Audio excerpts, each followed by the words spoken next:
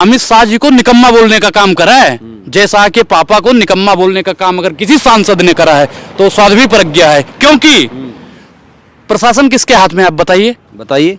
अरे सत्ता के दलालों कुछ आता जाता भी है। बिल्कुल आता, पूछिए, बताइए प्रशासन, पूछिए। प्रशासन किसके हाथ में है? प्रशासन सिविल सर्वेंट के हाथों में है। अमित शाह जी इसकी देखरेख करते हैं नहीं करते हैं? गृह मंत्रालय में भी आते हैं लोग, करते हैं नहीं करते अमित शाह जी? और अमित शाह जी को निकम्मा बोलने का अगर कोई सांसद काम करेगा, आपको दिक्कत आ गई? और क्या, अमित शाह को निकम्मा बोला?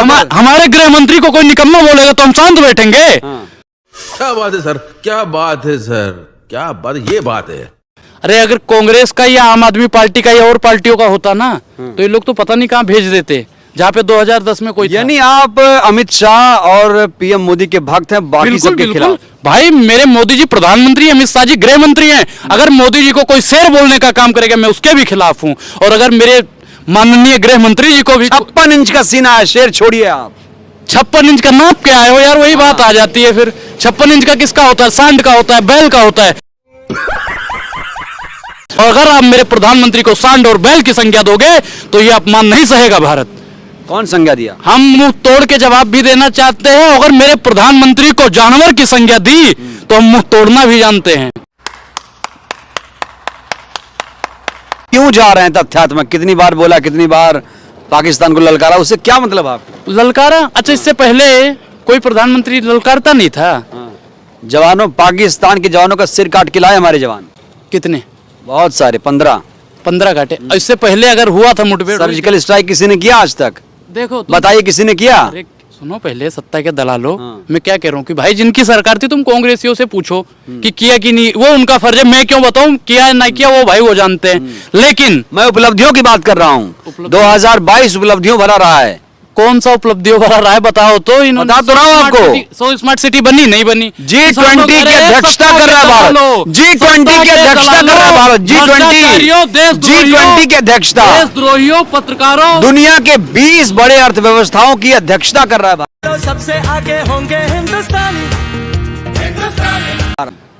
भैया देखो, ये कुछ नहीं करेंगे, अम्बेडकर ये कुछ नहीं करेंगे, ये सिर्फ बेचने का काम करेंगे। क्या बेचा? क्या बेचा?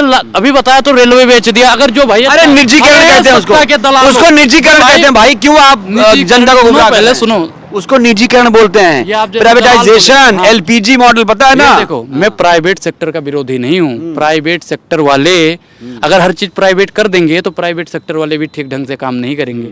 और जैसे आप, अगर जिसने रेलवे स्टेशन पे चाय बेची होगी वो रेलवे स्टेशन बेचने का काम करेगा? आप बताओ। जिसने दूध की बनी चाय बेची होगी तो आपके पेट में दर्द हो रहा है, आपके पेट में दर्द हो रहा है। 2023 में एक और नारा आया है, 450 वंदे भारत एक्सप्रेस ट्रेन चलाई जाएगी। 100 स्मार्ट सिटी 7 हो गई है, ये 7 हो चुकी है 2022 में। साल में 100 स्मार्ट सिटी नहीं बना पाए तो ये 200 का पार करेंगे। खाक सब करेंगे। अरे कुछ नहीं करेंगे, विजन लेके नहीं करेंगे, कुछ नहीं, इसीलिए भरपूर वोट मिल रहा है। अरे कुछ नहीं, हिंदू राष्ट्र बन रहा है। हिंदू राष्ट्र कहाँ? मैनिफेस्टो में लिखा था कि हिंदू राष्ट्र बनाएंगे। लिखा था मैनिफेस्टो में कि हिंदू राष्ट्र बनाएंगे। भक्त लोग बोल रहे हैं। अरे भक्त के कहने से आपको क्या लगता है कि भक्त हिंदू राष्ट्र बन जाए? अरे पहले चटकारो, तुम हिंदू तो बन लो। कोई कहता है मैं ब्राह्मण हूँ, कोई कहता है मैं क्षत्रिय हूँ, कोई कहता है मैं वैश्य हूँ, कोई कहता है मैं शूद्र हूँ। पहले इनकी लड़ाई तो खत्म करो, हिंदू राष्ट्र तो बाद में बन जाएगा। बात तो सही है। ये बड़ी अच्छी बात कही आप। जातिवाद की राजनीति घातक है या फिर धर्म की राजनीति? दोनों। ज्यादा कौन चल रहा है अभी? धर्म की राजनीति। कौन कर रहा है? कौन कर रहा है आपको नहीं लगता? 2014 से ही हो रही है। 2014 से किसकी सरकार है भैया? इनको तो, ये तो इनके एक नेता कहते हैं, मैं उनका नाम नहीं लूंगा, कि ऐसी बानी बोलिए कि जमकर झगड़ा होए और हिंदू मुस्लिम कटमरे सत्ता आपन होए। यही नहीं, अभी और सुनिए।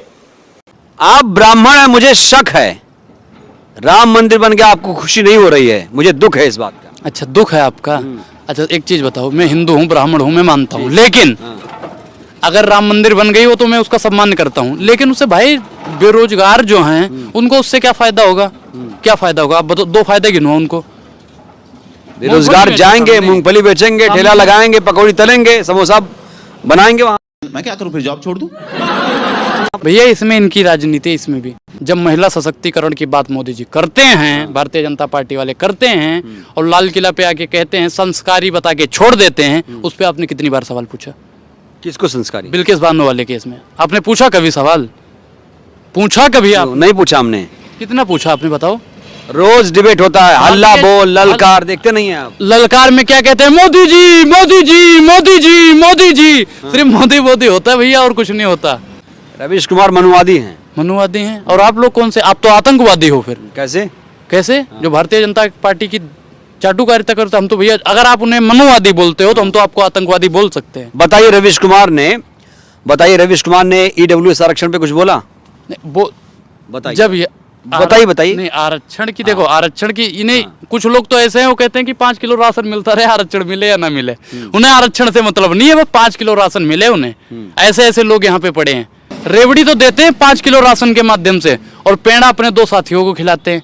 कौन है 2 साथी? आप नहीं जानते हो? नहीं जानते हैं भाई।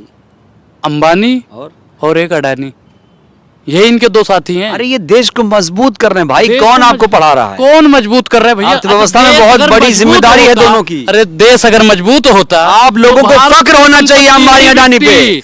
अंबानी अडानी पे फक्र करिए, गाली देना बंद करिए आप लोग। अगर गुमराह हो चुके अरे हैं। सुनो सत्ता के दलालों, हाँ। अगर भारत मजबूत होता, विश्व गुरु बनने के कगार पे होता, तो भारत की संपत्ति ना बिकती।